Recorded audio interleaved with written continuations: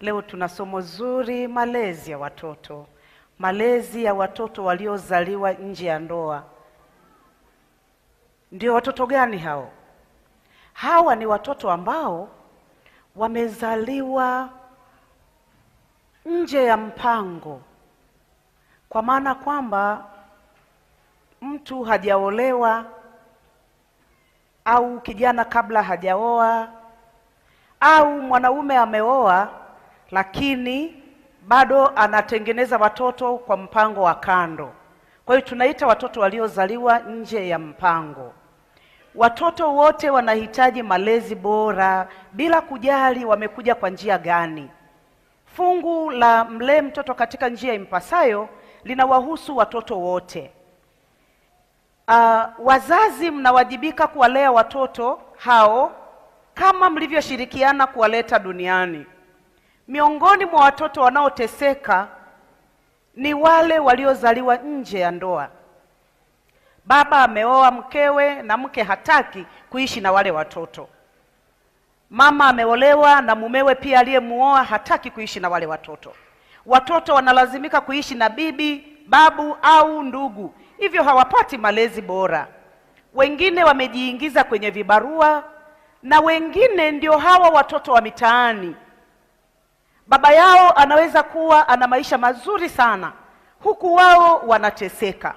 Mara nyingi wengine wanazaliwa wakati tayari huyu baba ameshaoa. Hivyo anawatelekeza wale watoto ili mkewe asijue. Sasa ndani ya Biblia tuna mfano wa namna hiyo. Utasoma mwenyewe Mwanzo 20 hapo, habari za Hajiri, Sara na Ibrahimu. Tunafahamu kwamba kuzaliwa kwa Ishmaeli haukuwa mpango wa Mungu. Lakini basi wakati baba Ibrahimu aliposikia ushauri wa mkewe, natamani tuwe na hilo somo. Ushauri wa mkewe alipousikiliza na alipoingia kwa mjakazi, zawadi ikapatikana ya mtoto. Baadaye mama yule yule aliyemshauri mumewe anageuka. Ibrahimu inamuia vigumu, na hivyo anaenda kumlilia Mungu. Hakumlilia Mungu mkewe alipomshauri, maana aliona jambo zuri. Inawezekana mzee wa watu alikuwa anasubiri hiyo nafasi. Sasa mambo yameharibika, anarudi kwa Mungu.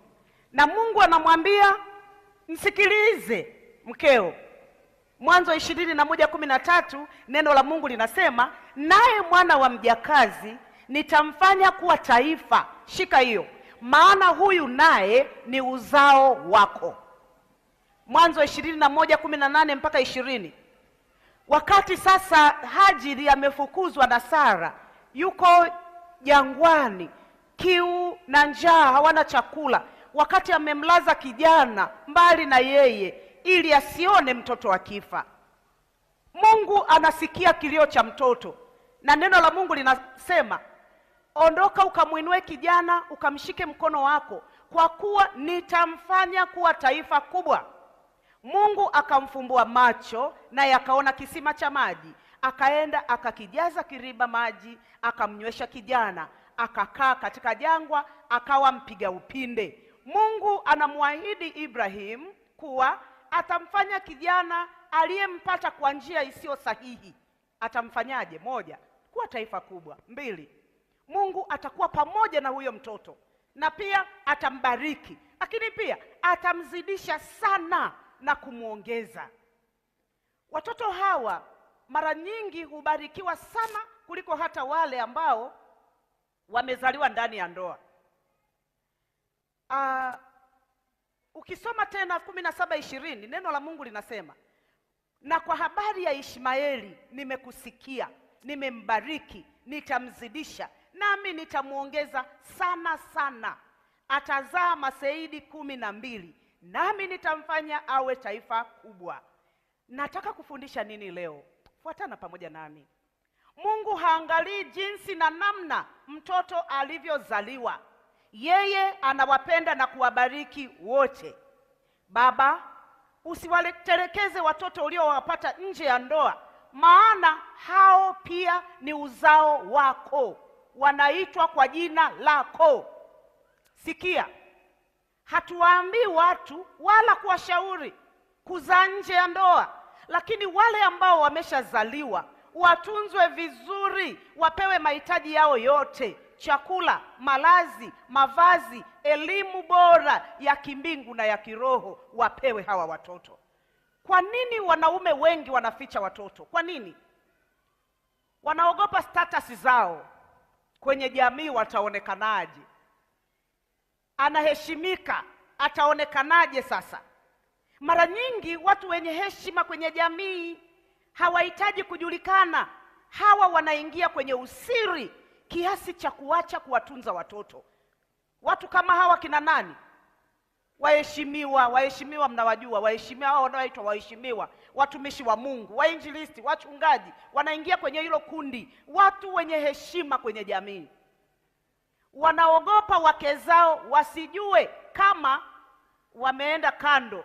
Wengi huogopa kuwa amani kwenye ndoa itavunjika na kuvurugika. Lakini pia ukali wa wake zao juu ya kutoa matumizi. Inawezekana kabisa mke anafahamu kwamba mume wake ana watoto wengine huko nje, lakini mke mkali anambana mumewe, hataki kabisa kusikia hawa watoto wanapata haki na matunzo kutoka kwa baba yao. Hiyo ni dhambi kubwa. Ukiangalia kwenye miji mikubwa, watoto ambao wana majina mabaya yasiyopendeza, machokora, wale watoto wamezaliwa na wanaume kabisa na suruali, wana kina baba, lakini wale watoto wanateseka. Wamama hawa wanateseka na matunzo ya watoto, na wengine hawawezi. Sasa nini huwa kibaya? Mke unayejua kwamba mume wako ana watoto nje, msaidie mumeo kuwatunza wale watoto waliozaliwa nje ya mpango wa Mungu kwa ajili ya uzao wako. Watoto wako, we mama, wale unaojivunia kwamba wamezaliwa ndani ya ndoa, wanaweza wasifanikiwe kwa ajili ya kilio cha hao watoto. Mungu huwasikia wale watoto wanapolia na kusononeka, wanapolala bila kula, wanapokosa sare za shule, wanapokosa ada, wanapokosa malezi na upendo wa baba yao. Mama, acha roho mbaya, itakugharimu kwa watoto wako. Fanya kwa ajili ya Mungu na watoto wako. Ni kweli amekukosea, lakini hawa watoto hawana kosa lolote. Tazame Mwokozi, usoni mwake mzuri, mambo ya dunia ugeuka, tukitazama uso